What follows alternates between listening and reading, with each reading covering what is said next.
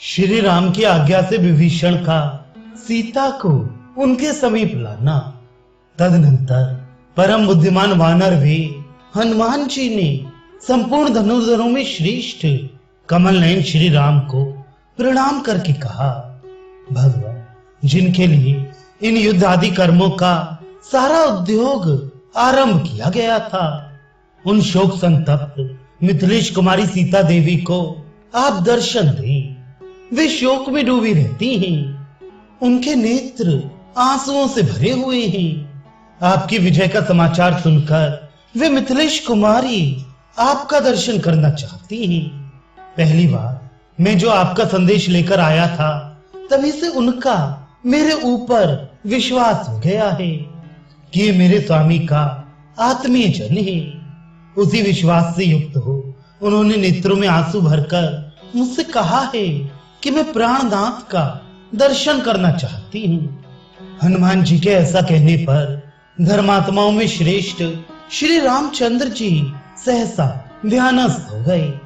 उनकी आंखें डबडबा आईं और वे लंबी सांस खींचकर भूमि की ओर देखते हुए पास ही खड़े मेघ के समान श्याम कांति वाले विभीषण से बोली, तो विदेह नंदिनी सीता को मस्तक पर से स्नान कराकर दिव्य अंगराग तथा दिव्य आभूषणों से विभूषित करके शीघ्र मेरे पास ले आओ।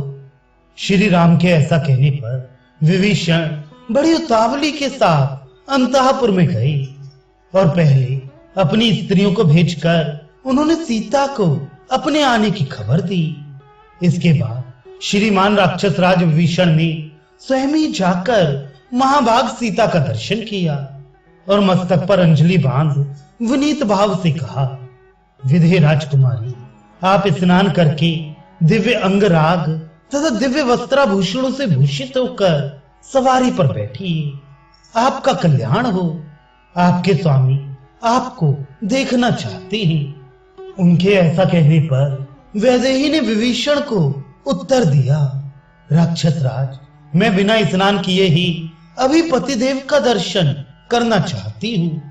सीता की यह बात सुनकर विभीषण बोले, देवी, आपके पतिदेव श्री रामचंद्र जी ने जैसी आज्ञा दी है, आपको वैसा ही करना चाहिए।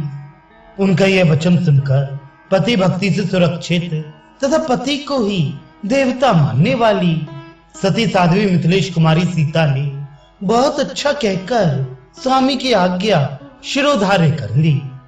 तत्पश्चात विधे कुमारी ने सिर से स्नान करके सुंदर श्रृंगार किया तथा बहुमूल्य वस्त्र और आभूषण पहनकर वे चलने को तैयार हो गई। तब विभीषण बहुमूल्य वस्त्रों से आवृत दीप्तिमती सीता देवी को शिविका में बिठाकर भगवान श्री राम के पास ले गए।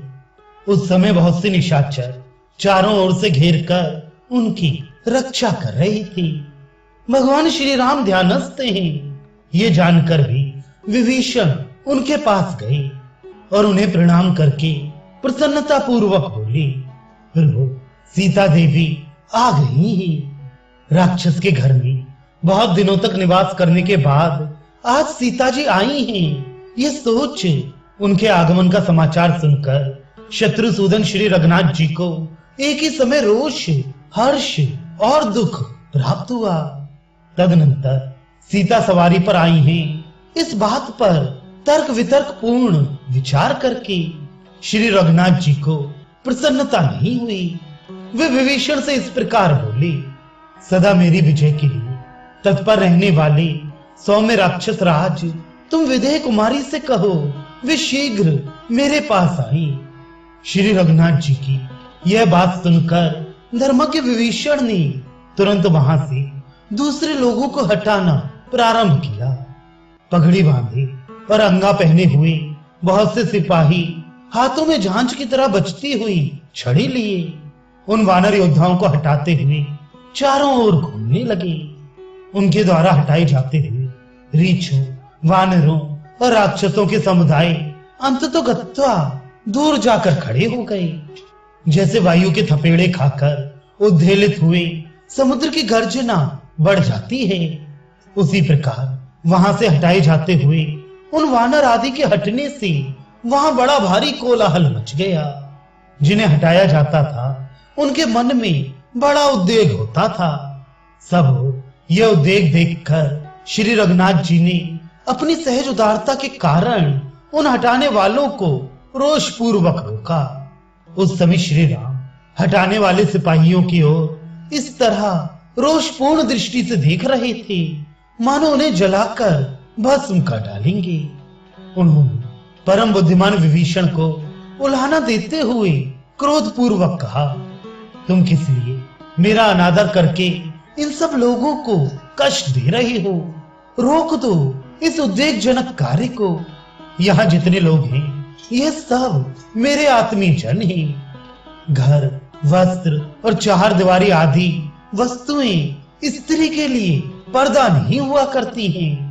इस तरह लोगों को दूर हटाने के जो निष्ठुरतापूर्ण व्यवहार हैं, ये भी स्त्री के लिए आवरण या पर्दे का काम नहीं देते हैं।